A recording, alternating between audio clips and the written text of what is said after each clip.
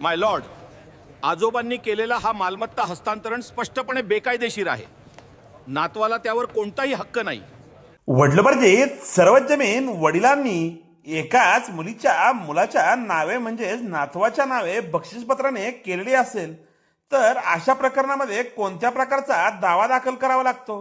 संपूर्ण बक्षीसपत्र रद्द करून मागावे लागते का?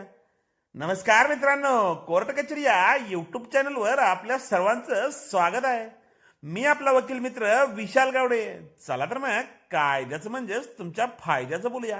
मिळकत जर वडिलोपार्जित असेल तर त्या मिळकतीमध्ये पत्नी, मुली म्हणजेच कुटुंबातील सर्वांचे समान हिस्से असतो. उदाहरणार्थ, एखाद्या कुटुंबामध्ये आई वडील, 3 मुले व 2 मुली असे कुटुंब असेल तर त्या वडिलार्जित मिळकतीचे एकूण 7 हिस्से पडतात. त्यापैकी 7वा हिस्सा वडिलांचा असतो, 7वा हिस्सा आईचा असतो आणि प्रत्येक मुलांचा प्रत्येकी 7वा हिस्सा असतो.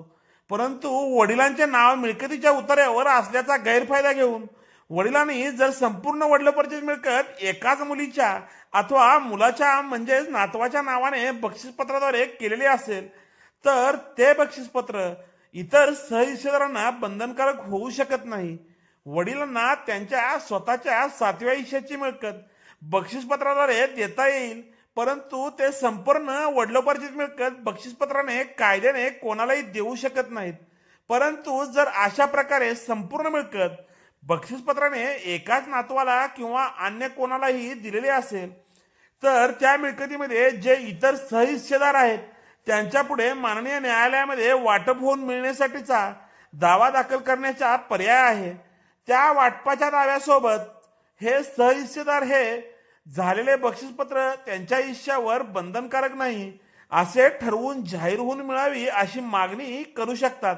म्हणजेच वाटप होऊन मिळण्यासाठीचा व ठराव होऊन मिळण्यासाठीचा दावा अशा प्रकरणामध्ये केला जातो आणि त्या दाव्याच्या कामी पुरावा दिल्यानंतर झालेले बक्षीसपत्र हे यांनी दावा दाखल केला आहे त्यांच्या हिश्श्यावर बंधनकारक नाही आता असा आदेश होऊन त्यांना मिळकतीचे वाटप करून द्यावे असा सुद्धा आदेश त्या दाव्यामध्ये होऊ शकतो.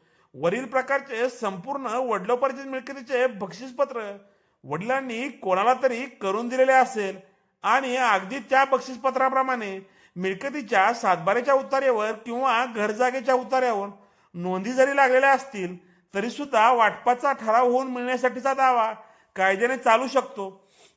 वाटपाचा दावा हा व ठराव होऊन मिळण्यासाठीचा दावा दाखल करण्यासाठी जी व्यक्ती दावा दाखल करत आहे त्या व्यक्तीचे उतार्यावर नाव असावे असे नसते.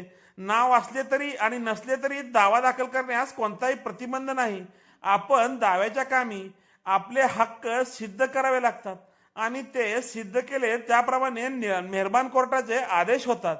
अशाच प्रकारची नवनवीन कायदेविषयक माहिती जाणून घेण्यासाठी अद्याप तुम्ही जर आमच्या कोर्ट कचेरी या यूट्यूब चॅनलला सबस्क्राईब केलं नसेल तर सबस्क्राईब जरूर करा.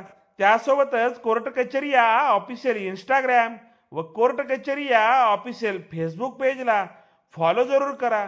धन्यवाद.